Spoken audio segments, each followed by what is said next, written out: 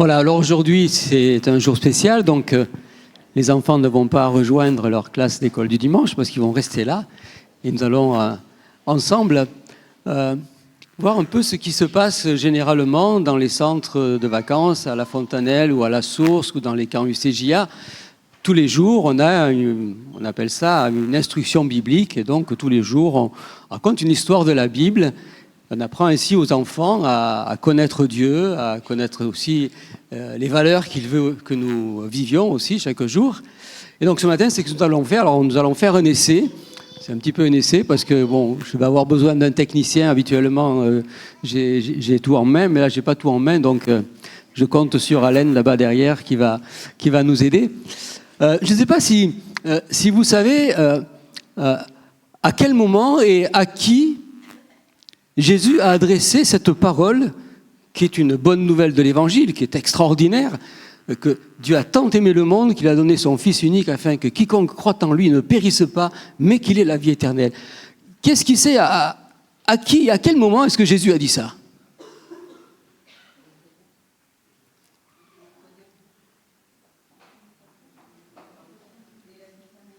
Nicodème, là, bravo. Voilà, alors... à Nicodème. Et donc on va parler un petit peu de Nicodème ce matin. Donc je vais me mettre là comme ça on me voit. Donc voilà, on va passer la première diapo. Voilà, Nicodème était quelqu'un, c'était un homme religieux, c'était quelqu'un d'intelligent, c'était quelqu'un qui savait beaucoup de choses sur Dieu, mais c'est quelqu'un qui a été vraiment, je dirais, impressionné par Jésus. Je ne sais pas si vous imaginez quelqu'un qui commence à faire des miracles, quelqu'un qui guérit des malades, quelqu'un qui ressuscite des morts. C'est extraordinaire quand même. Et Nicodème se dit, mais ce Jésus, c'est quelqu'un de spécial. Il faut que j'aille le voir, il faut que j'aille parler avec lui parce que j'ai vraiment envie de savoir comment est-ce qu'il peut faire tout ça. Et donc un soir, une nuit, parce qu'il avait un petit peu peur du regard des autres, donc il va voir Jésus, il dit, Jésus, mais je ne sais pas, mais... certainement que tu viens d'ailleurs, tu viens certainement de Dieu parce que personne ne peut faire ce que toi tu fais sur terre, c'est pas possible. Et donc Jésus va s'entretenir avec lui et donc c'est là qu'il va voir Jésus. Et donc Jésus va lui dire quelque chose qui va l'intriguer encore plus. Jésus va lui dire, tu sais, Nicodème, il faut naître de nouveau pour entrer dans le royaume de Dieu. Nicodème, il dit, mais c'est quoi ce truc ? Rentrer de nouveau, devenir un enfant pour entrer dans le royaume de Dieu, c'est quoi ce que tu me dis ? Je ne comprends pas très bien. Je ne comprends pas très bien ce que ça veut dire, parce que c'est impossible. Ce que tu me demandes et ce que tu me dis, là, je ne comprends pas. Et alors, Jésus, à ce moment-là, va employer une image pour expliquer à Nicodème ce qu'il était en train de lui dire, qu'en fait, ce dont il parle, ce n'était pas une renaissance physique, mais il était question d'une renaissance spirituelle. Et là, difficile de comprendre les choses de l'esprit. Et alors là, Jésus a pris une image qui peut nous aider à chacun, petits et grands, pour comprendre qu'il y a des choses dans ce monde, qu'il y a des choses dans nos vies que nous ne voyons pas, mais qui existent quand même. Par exemple, il dit le vent. Tu le vois le vent ? Tu ne le vois pas le vent. Par contre, tu vois les effets du vent. Si les arbres ils bougent, tu vois qu'il y a du vent. Si ça souffle, ça fait un peu de bruit, s'il y a du vent. Mais le vent, tu ne le vois pas. Il dit, c'est pareil aussi pour ceux qui vont naître de l'esprit, ceux qui vont naître de nouveau. C'est une vie intérieure qu'ils vont avoir. Tu ne vas pas voir ce que c'est exactement, mais tu vas voir les effets. Tu vas voir des vies changer, transformer. C'est ce que tu vas voir. Et Nicodème dit, mais comment cela puisse se faire ? Comment est-ce que ça peut se faire ? Et donc c'est là que Jésus va rappeler à Nicodème une histoire très ancienne que Nicodème connaissait très bien. C'était il y a longtemps, le peuple d'Israël, dans le désert, ont commencé à se plaindre. Ils n'étaient pas contents de leur sort. Ils étaient en colère contre Dieu parce qu'ils n'avaient pas tout ce qu'ils voulaient. Et donc, ils étaient en colère. Et à un moment, Dieu en a eu assez. Et donc il a envoyé des serpents venimeux qui mordaient le peuple. Et le peuple commençait au fur et à mesure ils étaient morts, ils mouraient. Donc ils sont allés voir Moïse, en disant Moïse, mais demande à Dieu quelque chose parce que sinon on va tous y passer. Et alors c'est là que Dieu va dire à Moïse, écoute, tu sais ce que tu vas faire? Tu vas prendre un serpent, tu vas le faire en fer, tu vas le mettre sur un bois, sur une montagne, et puis toutes les personnes qui regarderont le serpent, elles seront guéries. Et c'est ce qui s'est passé exactement, c'est que Moïse a fait ce que Dieu lui a dit, et puis toutes les personnes qui regardaient le serpent et qui avaient été mordues étaient guéries. C'est pas compliqué, hein? On ne sait pas si tout le monde a regardé, mais on sait que tous ceux qui regardaient étaient guéris. Et c'est à partir de là que Jésus va revenir à lui. C'est à partir de là que Jésus va dire à Nicodème, tu vois, ce qui s'est passé il y a bien longtemps, ça va se passer aujourd'hui d'une autre façon.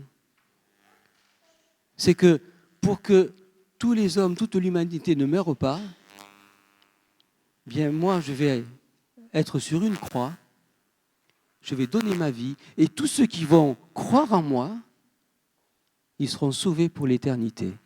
Ils auront la vie éternelle. Et c'est à ce moment-là que Jésus a dit cette parole. Dieu a tellement aimé le monde qu'il a donné son Fils unique afin que quiconque croit en lui ne périsse pas, mais qu'il ait la vie éternelle. Parce que Dieu n'est pas venu dans ce monde pour juger le monde, pour nous juger. Il est venu pour nous sauver. Il a donné sa vie pour nous. Et tous ceux qui croient, ils ont la vie éternelle. Ce qui veut dire que chaque fois que nous croyons en Jésus, quand nous croyons en Jésus, bien, nous faisons partie, nous naissons dans la grande famille de Dieu et nous sommes sauvés pour l'éternité. Et c'est ça la bonne nouvelle de l'Évangile. Et c'est la bonne nouvelle. Si vous êtes venus ce matin ici, simplement pour entendre cette nouvelle qui n'est pas très compliquée. C'est pas plus compliqué que de regarder un serpent en fer qui était monté sur une montagne. C'est pas plus compliqué. Il suffit de croire à ce que Jésus a fait pour nous. Et j'aimerais terminer sur cette parole que nous avons chantée. Dieu a tellement aimé le monde qu'il a donné son Fils unique afin que quiconque croit en lui ne périsse pas, mais qu'il ait la vie éternelle. C'est la bonne nouvelle de l'Évangile, la bonne nouvelle que je voulais partager avec vous ce matin à travers ce petit montage. Et ce sont ce genre de montage que l'on enseigne aux enfants en colonie chaque matin. Et puis chaque matin, les enfants arrivent en courant pour venir à la réunion, pour chanter et pour entendre ces histoires de la Bible. Alors, maintenant, j'aimerais dire aussi quelques mots plus particulièrement aux parents. Voilà. Ça va pas être une histoire, mais quelques mots à partir d'un texte de la Bible qui nous rappelle, et je voulais souligner ce matin l'importance, parce que c'est un culte familial, et c'est la rentrée de l'école du dimanche, l'importance de l'enseignement biblique aux enfants. C'est dans le Proverbe 22, au verset 6, où il est écrit « Instruis l'enfant selon la voie qu'il doit suivre, et quand il sera vieux, il ne s'en détournera pas. » L'éducation des enfants est un des enjeux majeurs de la société, de la vie, du devenir même de l'humanité. On le sait tous, la nature du monde de demain sera fonction de l'éducation que l'on donne aux enfants aujourd'hui. C'est un enjeu majeur, capital, tout le monde le sait, mais malheureusement, tous ne se donnent pas la peine de donner une attention particulière à l'éducation de leurs enfants. Car beaucoup donnent priorité à leur bien-être personnel, se contentant de donner de temps à autre quelques gâteries à leurs enfants en guise d'éducation. Par ailleurs, nous voyons aujourd'hui que nos gouvernants s'égosillent à parler de la dette, sans se rendre compte du message négatif et déprimant qu'ils sont en train de transmettre aux générations qui sont là, aux jeunes générations. Sans parler des médias qui aujourd'hui fustigent les réseaux sociaux qu'ils ont eux-mêmes créés et développés et découvrent avec stupeur l'étendue des dégâts occasionnés et tentent d'y remédier par quelques restrictions, contrôles si difficiles à mettre en place. La Bible nous fait entendre un tout autre message. Elle nous dit « instruis l'enfant quand il est jeune ». Elle nous invite à porter une attention particulière à l'éducation de nos enfants, à instruire l'enfant dans la crainte, le respect de Dieu, apprendre à l'enfant qu'il est un être aimé, unique de Dieu, apprendre à l'enfant les valeurs de l'Évangile, d'aimer Dieu, d'aimer son prochain, d'aimer ceux qui l'entourent, de respecter autrui, de respecter la nature comme une création de Dieu, apprendre à partager, apprendre à l'enfant aussi la confiance en Dieu, en son amour, en sa bienveillance. Ce sont ces valeurs que nous sommes invités à apprendre à nos enfants. Et ce sont ces valeurs que l'école du dimanche, chaque dimanche ici à l'église, essaie de transmettre aux enfants qui viennent, aux enfants comme aux adolescents. Jésus a lui-même donné une attention particulière aux enfants. C'est dire toute l'importance qu'ils ont à ses yeux. Alors aujourd'hui, c'est la fête des enfants, la reprise d'école du dimanche. Plusieurs enfants, adolescents, jeunes ont vécu de belles choses pendant l'été. Nous avons entendu des tas de témoignages et nous nous réjouissons de cela. Et nous prions pour que l'école du dimanche est là pour prendre le relais, pour que ça puisse continuer pendant toute l'année. Que ce ne soit pas seulement quelque chose qui soit vécu seulement l'été, mais que toute l'année, nos enfants, nos ados, nos jeunes puissent vivre cela. À chacun de prendre au sérieux cela. Que ce soit pour l'école du dimanche avec les enfants et les adolescents, que ce soit pour les jeunes avec le groupe de jeunes. Tout ceci sert à continuer et à réellement nous instruire, comme les dimanches aussi pour les adultes, nous instruire dans la parole de Dieu. Et bien sûr, important de prier pour les enfants, de prier pour les jeunes générations. Alors, c'est à nous à faire passer ce beau message. Et ce matin en particulier, donc, j'aimerais que nous puissions avoir un temps de prière pour les enfants et les adolescents. Alors je veux dire comme ça va se passer, ça va se passer d'une certaine façon. Je vais demander à tous les enfants et les adolescents de venir devant. N'ayez pas honte les enfants, les adolescents, n'ayez pas honte, venez devant, voilà. venez devant. Voilà.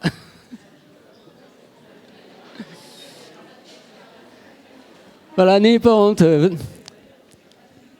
Voilà, tous les enfants, les adolescents, vous venez ici, devant, vous mettez là devant, hein. Voilà. Vous mettez là devant, ouais, voilà. Là devant et puis sur l'estrade, voilà, vous n'ayez pas peur.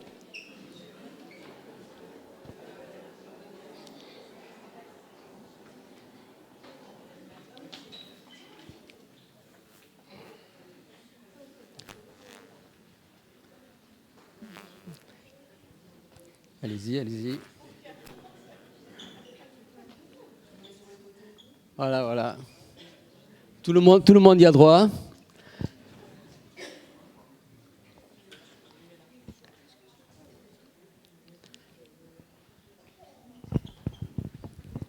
Voilà, ils sont beaux, n'est-ce pas? Et on a réellement besoin de prier pour eux. Et alors, la prière qu'on va faire ce matin, je propose de faire une prière qui est un chant. On va chanter un cantique. C'est le cantique numéro 275. Et on va se mettre debout et on va chanter ce cantique numéro 275. C'est une prière qu'on adresse à Dieu pour ses enfants.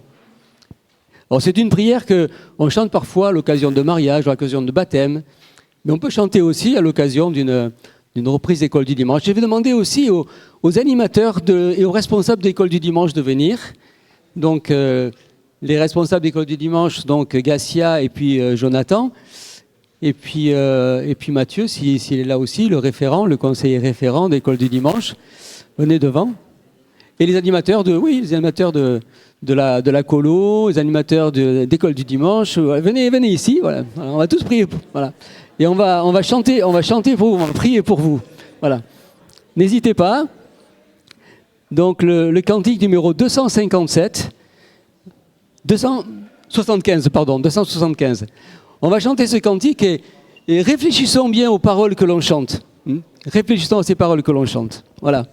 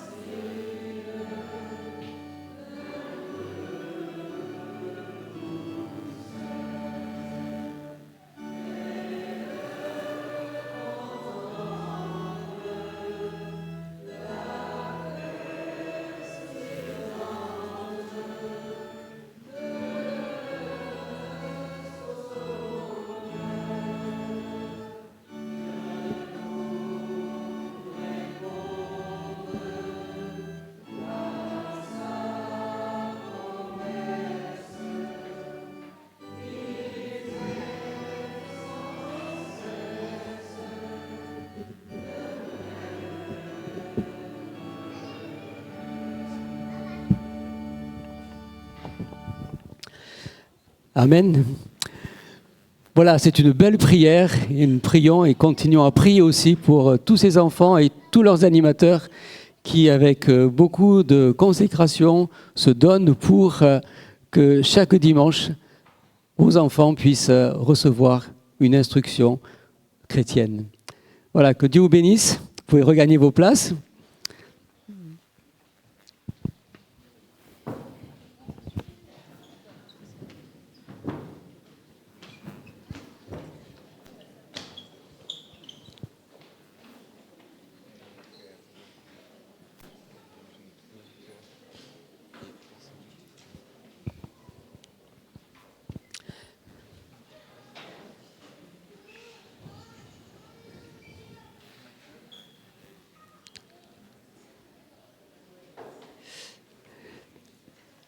Voilà, je vous invite à avoir un temps maintenant de recueillement, de silence, ou un temps de méditation, on dit.